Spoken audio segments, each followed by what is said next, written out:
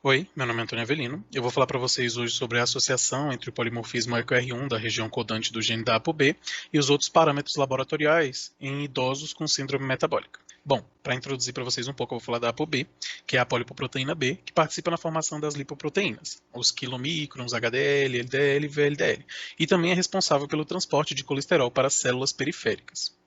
Bom, falando também sobre síndrome metabólica, o conceito que a gente utilizou nesse trabalho foi a presença de 3 ou mais dos parâmetros a seguir, enquadrando as pessoas que tivessem 3 ou mais como portadores de síndrome metabólica, que é a concentração de triglicerídeos ou o uso de medicamentos para dislipidemia, pressão arterial sistólica e diastólica ou o uso de medicamentos antihipertensivos, glicose em jejum ou o uso de medicamentos para diabetes mellitus, os níveis de HDL no sangue ou uso de medicamentos para dislipidemia e a circunferência da cintura. O polimorfismo, por sua vez, ele é uma mutação encontrada numa frequência maior do que 1% na população. Então, se existe uma frequência maior do que 1%, a gente pode considerar um polimorfismo. O polimorfismo que eu estou estudando está localizado no cromossomo 2, no exon 29, onde há a troca dos aminoácidos ácido glutâmico por uma lisina, já que há a troca de uma guanina por uma adenina no código genético. A metodologia é um estudo observacional, descritivo, do tipo caso-controle, onde a gente avaliou os parâmetros bioquímicos com um laboratório parceiro e a gente teve auxílio da equipe de enfermagem para a coleta das medidas dos pacientes. Bom, a função que a gente teve foi a análise genotípica e também auxiliamos na coleta de sangue. A nossa amostra é de 154 idosos atendidos na Unidade Básica de Saúde de Ceilândia e o nosso grupo caso é de 98 portadores de síndrome metabólica. São todas mulheres, e a metodologia que a gente utilizou para fazer essa genotipagem foi a coleta dos 10 ml de sangue. A gente fez uma extração com kit da Invitrogen. Esse DNA foi processado em um mix para que a gente pudesse fazer uma PCR e, assim, ver a genotipagem dos pacientes. No nosso trabalho, a gente adotou um nível de significância de 5%. Então, o p-valor menor do que 0,05 corresponde a uma equivalência estatística. O presente trabalho foi aprovado pelo Comitê de Ética da FEPEX-SES-DF sobre o número de processo abaixo. Bom, aqui a gente consegue ver que pelo teste de Q² de Pearson a gente teve um p-valor menor do que 0,05, o que corresponde a uma diferença estatística.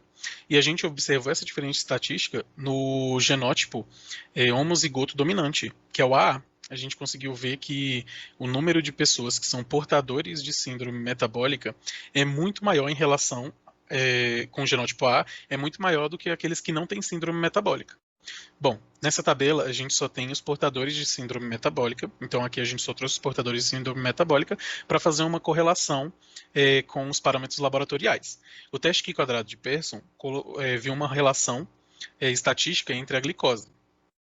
A gente consegue observar que na coluna do homozigoto dominante a gente tem 73% de pessoas com glicose alterada, enquanto apenas 26% tem esses parâmetros normais.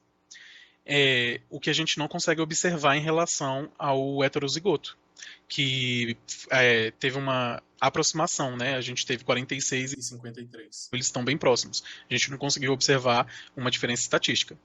Bom, a gente também pode falar que a EcoR1 provavelmente tenha relações também com alguns outros parâmetros laboratoriais, mas a gente não conseguiu observar aqui, porque, primeiro, os pacientes eles já podem fazer parte do grupo que já trata com medicamento, ou simplesmente eles não enquadram em todos os parâmetros laboratoriais. Então, eles podem ter 3 parâmetros e já serem enquadrados como síndrome metabólica, e esses parâmetros não estarem presentes, fazendo com que não haja uma alteração visível para ter um valor significativo.